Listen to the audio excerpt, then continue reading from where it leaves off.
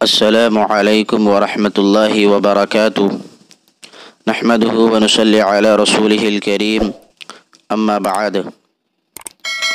Official انصار Khan Nadwi YouTube channel میں آپ کا تہہ دل سے استقبال ہے۔ آج میں آپ حضرات کی خدمت میں حقوق العباد کے تعلق سے عرض کروں گا، بغور سماعت فرمائیں اور چینل کو سبسکرائب، لائک، شیئر ضرور کریں۔ آدمی نہیں سنتا آدمی کی باتوں کو، آدمی نہیں سنتا آدمی کی باتوں کو، پیکر عمل بن کر غیب کی صدا بن جا۔ شریعت کی طرف سے دو طرح کے حقوق ہیں ہر عاقل بالغ انسان پر۔ وہ حقوق ہیں، نمبر 1 جن کا تعلق اللہ تبارک و تعالی سے ہے، ان کو حقوق اللہ کہا جاتا ہے، جیسے نماز، روزہ اور حج وغیرہ۔ نمبر 2 وہ حقوق ہیں جن کا تعلق بندوں سے ہے، ان کو حقوق العباد کہا جاتا ہے، جیسے ماں باپ کے حقوق، میاں بیوی کے حقوق، پڑوسیوں کے حقوق اور رشتہ داروں کے حقوق وغیرہ۔ حقوق العباد کا معاملہ بہت سنگین ہے۔ حضرت مولانا قاری سید صدیق احمد صاحب باندھوی رحمۃ اللہ علیہ فرماتے ہیں کہ حقوق العباد کا معاملہ بہت سنگین ہے۔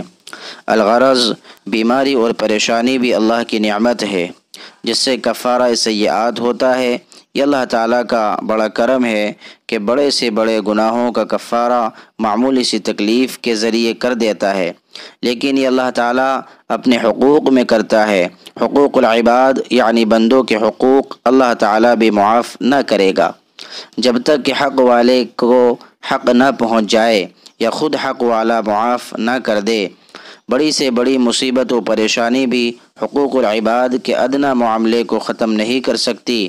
خود اللہ تعالیٰ کا معاملہ دوسرا ہے کہ بڑے سے بڑے گناہ کو معمولی تکلیف سے دھو دیتے ہیں، لیکن بندوں کے حق میں کیسی ہی تکلیف کیوں نہ ہو، وہ حقوق العباد کا کفارہ نہیں بن سکتا۔ حقوق العباد کا معاملہ بہت سنگین ہے، نہ وہ مجاہدہ کرنے سے معاف ہوتا ہے، نہ تہجد پڑھنے سے اور نہ نوافل و تسبیحات پڑھنے سے، چاہے جتنا بڑا عابد ہو، 2 پیسے کے بدلے میں اس کی 700 مقبول نماز حق والے کو دے دی جائیں گی۔ اس لیے حقوق العباد کی ادائیگی کا بہت اہتمام کرنا چاہیے۔ پھر حقوق العباد کا دائرہ بھی بہت وسیع ہے۔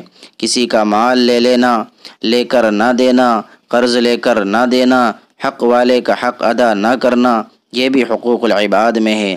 کسی کی غیبت و چغلی کرنا، کسی کی تذلیل و تحقیر کرنا، کسی کو بدنام کرنا، کسی پر الزام لگانا، بہتان باندھنا، کسی کو ستانا، یہ سب بھی حقوق العباد کے دائرے میں آتا ہے۔